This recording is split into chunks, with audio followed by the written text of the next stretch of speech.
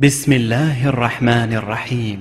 المكتب التعاوني للدعوة والإرشاد وتوعية الجاليات بحي العزيزية بالرياض يقدم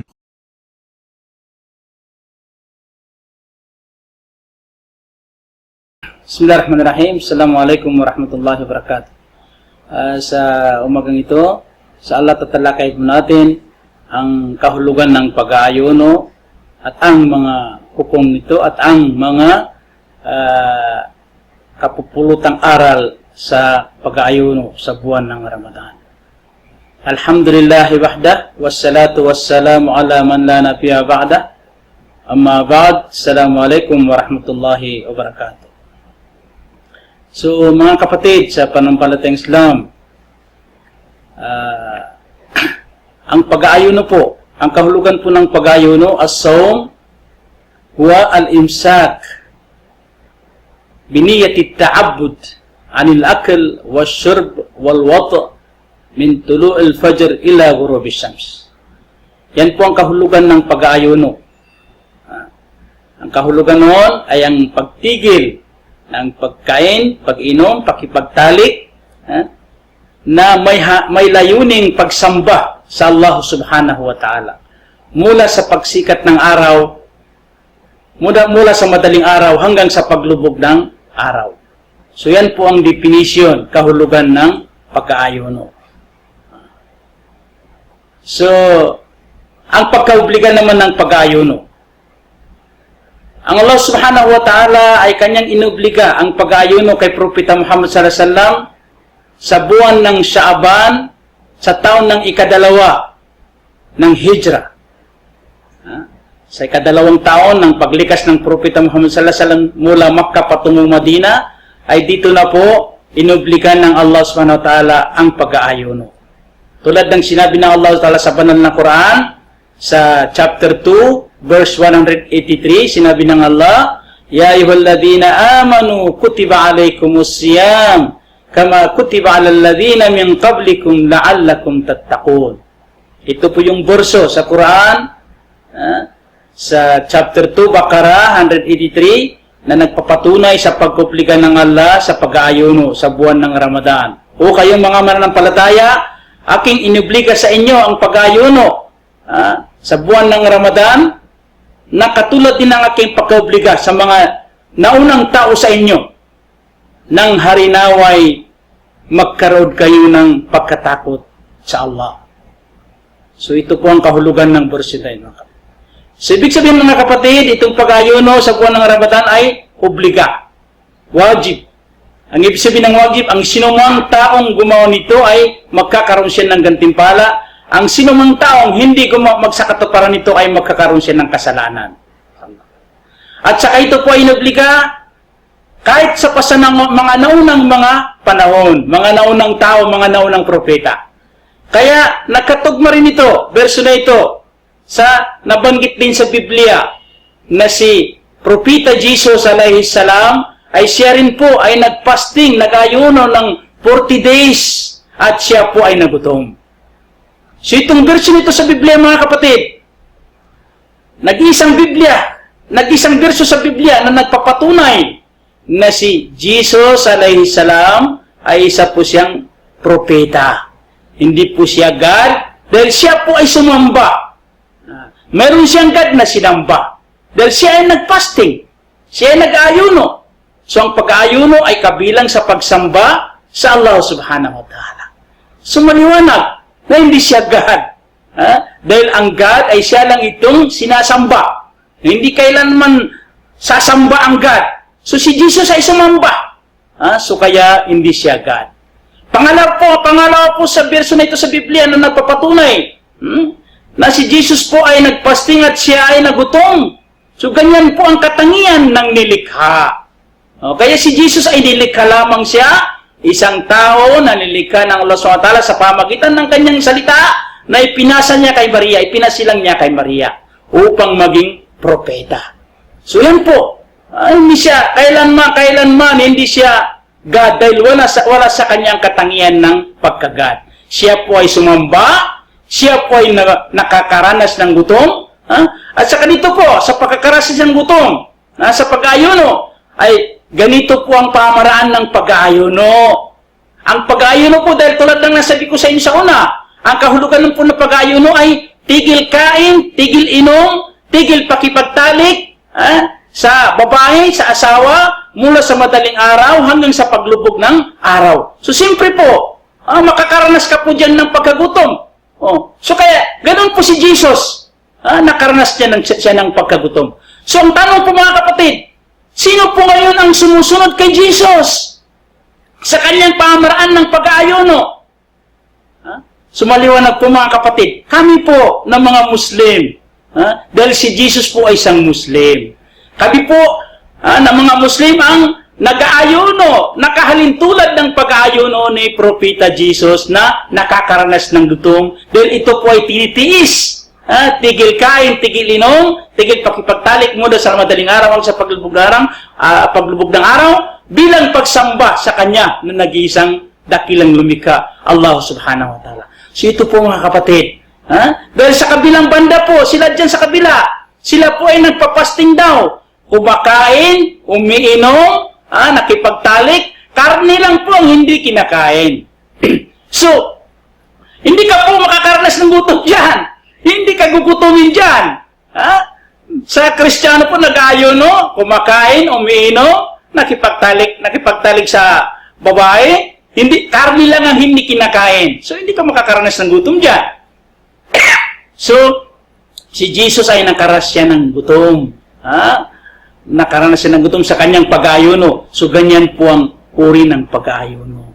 So, ito po mga kapatid, maliwanag po na si Jesus ay isang Muslim dahil siya po ay nag-aayuno. So, ano naman po mga katangian ng pag-aayuno sa buwan ng Ramadan? Sa buwan ng Ramadan. Una, sinabi ng Propeta Muhammad sallallahu alaihi wasallam, "As-siyamu junnatun minan nar, ka junnati ahadikum minal qital." Ang pag-aayuno po mga kapatid ay panangga sa apoy ng impyerno. Tulad din ng panangga ng isa sa inyo sa pakikipagbuno. Ibig sabihin, ang pag-aayuno po ay malaking panangga. Malaking panangga po yan mula sa apoy. Ibig sabihin, hindi ka tatamaan ng apoy ng impyerno. Yan po ang mga katangian ng pag-aayuno mga kapatid. Kaya sikapin po natin makapag-ayuno sa buwan na ito ng Ramadan. Malapit na po ang Ramadan. Pangalawa po, sinabi ng Propeta Muhammad sallallahu alaihi wasallam, "Man sama Ramadan imanan wa ihtisaban, ghufira lahu ma taqaddama min dhanbi." Sinabi pa ng Propeta Muhammad sallallahu alaihi wasallam, ang sino pong taong mag-aayuno ng hangad ng may pananampalataya sa Allah subhanahu wa ta'ala at hangad niyang gantimpala ng Allah subhanahu wa ta'ala sa kanya, ay patatawarin ng Allah sa kanya ang kanyang mga kasalanan. So ito po ang mga katangian ng pag-aayuno. May isa pang verso, may isa pang hadis din ng Propeta Muhammad sallallahu alaihi wasallam, sabi niya, "Inna fil jannati baban yuqalu lahu ar-rayyan, yadkhulu minhu as-sa'imun yawm al-qiyamah, la yadkhulu minhu ahadun ghayruhum." Yuqal, "Ayna as-sa'imun?" fayaqumun, "La yadkhulu minhu ahadun ghayruhum, fa idza dakhalu aglaqa falam yadkhul minhu ahad." Sinabi ang kahulugan noon, sa paraiso daw mga kapatid ay may isang pintuan doon, ang pangalan ay Rayyan. So, ang makakapasok lang daw doon sa pintuan na yun sa paraiso, na Rayyan ang pangalan, ay ang mga taong mga nag-aayuno bilang pagsamba sa nag-iisang Allah subhanahu wa ta'ala. At kapag sila po ay makapasok na doon, ay magsasara na daw yung pintuan ng Rayyan na yun sa paraiso. So, sana po mga kapatid, tayo po ay mapasok sa pintuan ng paraiso sa Rayyan. So, yan po ang mga katangian ng pag-aayuno mga kapatid. Kaya sikapin po natin, mga kapatid sa pananampalatayang Islam, ang pag-aayuno upang makamit natin ng gantimpala ng Allah SWT. So, ano naman po ang mga mapupulutang aral sa pag-aayuno? Lisyami fawaid ruhiyya wa ijtima'iyya wa sihhiyya. May mga magagandang may dudulot ang pag-aayuno mula pang-spiritual man o physical o di kaya'y ijtimaiya, kumbaga sa kapwa-tao, society, sa komunidad. Una po sa spiritual. So kaya ito rin po ang malaking dahilan kung bakit ang Allah kabilang sa dahilan ng pag-obliga ng Allah sa pag-ayuno ay dito po, magkakaroon ang isang taong mananampalataya ng pagkatakot sa Allah. Kaya sinabi ng Allah, la'allakum tattakun, sa panghuling verso na yan. La'allakum tattakun. So yan pong malaking spiritual na bagay na ituturo, na kukuha natin sa pag-ayuno, ay tayo po ay magkakaroon ng pagkatakot sa Allah. Dahil ang Allah, ito ang hangad niya sa atin, ay paano tayo siya katakutan. So ang pagkatakot sa Allah ay kapag ginagawa mo ang mga utos niya. So kapag nag-ayuno ka, ibig sabihin nagkaroon ka ng pagkatakot sa Allah. Dahil isinagsagawa mo ang isa sa mga utos ng Allah SWT. Kaya magkakaroon ka rito ng pagkatakot sa Allah. At saka, iniiwasan mo ang mga ipinagbabawal ng Allah SWT. Kapag ikaw ay nag-ayuno, dahil ayaw mong masira, mawalan ng gantimpala yung pag-ayuno mo. Kaya, kapag ikaw ay nag-ayuno, ay magkakaroon ka ng pagkatakot sa Allah SWT. So yan po ang gusto ng Allah sa atin mangyari, na tayo po ay magkaroon ng malaking pagkatakot sa Kanya, mga kapatid. Kabilang pa sa mga spiritual na nakukuha sa pag-ayuno, mga kapatid, ay tinuturuan tayo ng pagtitiis. Sabr. Pagtitiis. Dahil tinitiis natin na hindi kumain o uminom, makipagtalik. Ibig sabihin, kaya rin pala natin gawin yan. Ibig sabihin, kaya natin umiwas sa mga ipinagbabawal ng Allah. Dahil sa pamagitan ng pag-aayuno. So yan po ang mga aral na nakukuha natin sa pag-aayuno. Ito po yung pang-spiritual. Pangatlo po ay dabtun nafs. Kaya mong i-control ang iyong sarili. Kaya mong kontrolin. Kaya mo palang kontrolin ang iyong sarili. Dahil ikaw ay kapag oras na ikaw ay nag-aayuno, kontrolado mo ang sarili mo. Kinokontrol mo talaga ang sarili mo na huwag, hindi magalit, hindi magsalita ng mga masasamang salita. Dahil kinokontrol mo sarili mo, dahil ayaw mong masira ang pag-aayuno mo. So ito po yung mga magagandang aral na naituturo ng pag-aayuno, mga kapatid. Kaya yan po yung pang-spiritual. So sa physical na naman, na naituturo ng pag-aayuno, ang pag-aayuno, mga kapatid, ay nagpapalusog ng katawan. Sinabi ng Propeta Muhammad sallallahu alaihi wasallam niya, sumu tasihhu. Kayo po ay mag-aayuno, tasihhu, nang sa gayon ay magkaroon kayo ng malusog na pangangatawan. Sinabi ng Propeta, mga kapatid. Ito ay isa sa mga kabilang sa mirakulo na salita ng Propeta Muhammad. Tunay nga na siya nga ay propeta. Hindi siya doktor. Hindi siya nakapag-aaral. Bakus sa pag-aayuno, sinabi niya na kapag sinabi niya, kayo ay mag-aayuno dahil sa pamagitan ng pag-aayuno ay magkakaroon kayo ng malusog na pangangatawan. Itong hadis niya, sabi niya, sumu tasihhu. Kayo po ay mag-ayuno nang sa gayon ay magkaroon kayo ng malusog na pangangatawan. Bakit po, mga kapatid? Dahil sa pag-aayuno ay nagkakaroon ng relax. Ang stomach natin. Ang stomach natin ay nakakaroon ng pamamahinga, relax. Ibig sabihin, relax ng katawan natin, yung stomach natin. So, dahilan po dyan ay nagkakaroon tayo ng malusog na pangangatawan, mga kapatid. So, mga kapatid, malapit na po ang buwan ng Ramadan. So, ano pong mga magagandang gawain na dapat nating isakatuparan bukod pa sa pag-ayuno sa buwan ng Ramadan? So, mga kapatid, sa buwan ng Ramadan, bukod pa sa pag-ayuno, ay sikap pa natin gumawa ng mga mabubuting gawain. Mga hasanat, mga khairat, fastabiqul khairat. Tayo po ay magpaliksahan, mga kapatid, sa mga gagandang gawain sa loob ng buwan ng Ramadan.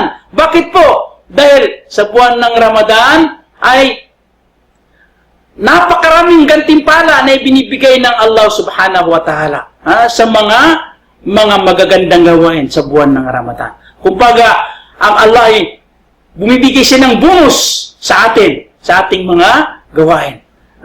Biro mo nga, mga kapatid, kapag gumawa ka ng isang mabuti, ay gagawin ng Allah ng 700 to 100 times ang gantimpala na ibibigay ng Allah subhanahu wa ta'ala sa iyo.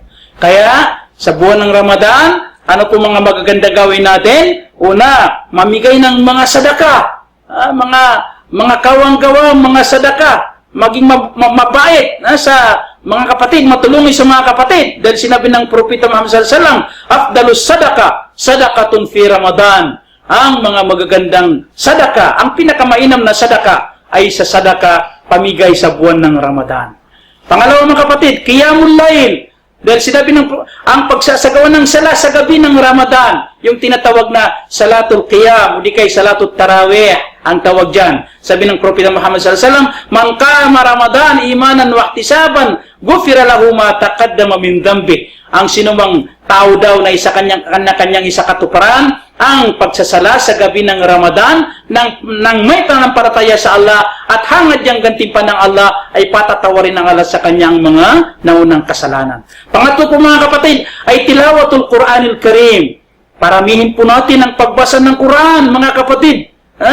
Dahil ang Quran ay binigay ng Allah sa buwan ng Ramadan. Shahru Ramadan alladhi unzila fihi al-Quran. Itong buwan na Ramadan dito ibinaban ng Allah ang banal na Quran. At sinabi pa ng Propeta Muhammad sallallahu alaihi wasallam, as-siyam wal qiyam yashfa'ani lil 'abd yawm al-qiyamah. Yaqumu as-sawm rabbi mana'tuhu at-ta'am wash-sharab bin-nahar wa yaqulu al-Quran mana'tuhu an-nawma bil-lail fashaffi'na bihi.